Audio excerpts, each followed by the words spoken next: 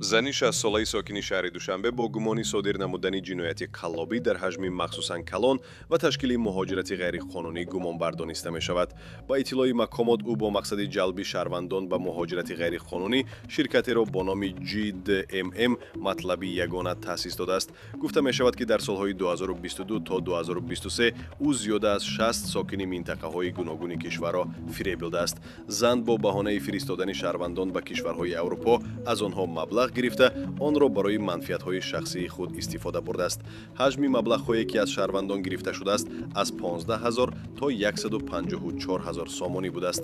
در جریان تفتیشات پرونده جنایتی معین گردیده است که مبلغ عمومی پول‌های با راه قلابی به دست آورده این زن بیش از 2 میلیون سامانی بوده. در نتیجه به شهروندان ضرری مخصوصاً کلانی مالیوی رسانیده شده است. از شهروندانی که احتمال از عمل‌های قلابانه وفای و سه ضرر دیدند خواهش کرده می شود به مقامات میلیسیای شهر دوشنبه مراجعت نمایند.